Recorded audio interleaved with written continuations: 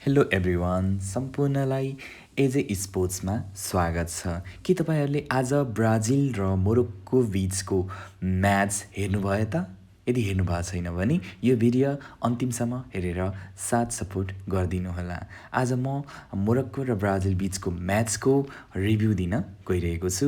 अन्तिमसम्म हेरेर सपोर्ट गरिदिनुहोला। यदि कुनै टोलीले 5 पटक विश्वकप जितिसकेको छ र विश्व फुटबलको सबैभन्दा सफल टोलीको रूपमा चिनिन्छ भने त्यस टोलीबाट समर्थकहरूको अपेक्षा धेरै हुनु इट्स क्वाइट नर्मल।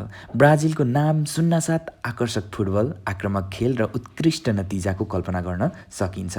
तर आज मोरोक्को विरुद्धको खेलमा ब्राजिलले त्यो स्तरको प्रदर्शन गर्न सकेन। धेरै समर्थकहरूका लागि यो प्रदर्शन अपेक्षाभन्दा निकै कमजोर रह्यो।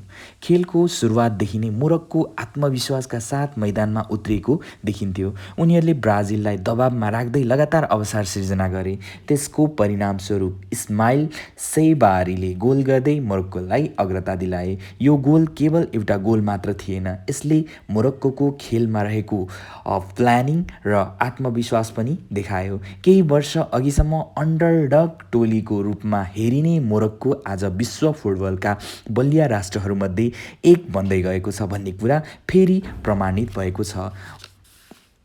बल पोजिसनमा ब्राजिल केही अगाडि देखिए पनि खेलमा प्रभाव भने मोरोक्कोकै बढी थियो। मोरोक्कोले प्रत्येक काउन्टर अट्याकमा खतरा सिर्जना गरिरहेको थियो भने ब्राजिलको मिडफिल्ड र डिफेन्स बारम्बार दबावमा देखियो।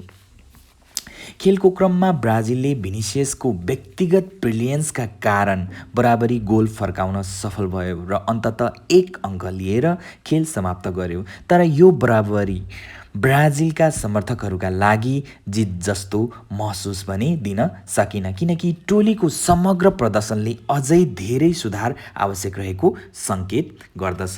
के तपाईँहरू आजको ब्राजिलको गेमबाट सेटिस्फाई हुनुहुन्छ या हुनुहुन्न? कमेन्ट गर्नुहोला र आगामी दिनमा ब्राजिलको कुन पक्ष चाहिँ कमजोर रहेको छ र तपाईँहरूले यदि ब्राजिलको सपोर्टर हुनुहुन्छ भने प्लिज यस्तै भिडियोहरूका लागि च्यानललाई सब्सक्राइब गरिदिनु होला र तपाईँहरूको आफ्नो प्रतिक्रिया के रहेको छ र ब्राजिल आगामी दिनमा ब्राजिलको के कस्ता भनौँ न पक्षमा सुधार गर्नुपर्ने रहेको छ कमेन्टमा अवश्य पनि लेख्नुहोला र तपाईँको विचारमा यसपटकको विजेता को हुनेछ त कमेन्ट गर्न नबिर्सिनुहोला। धन्यवाद।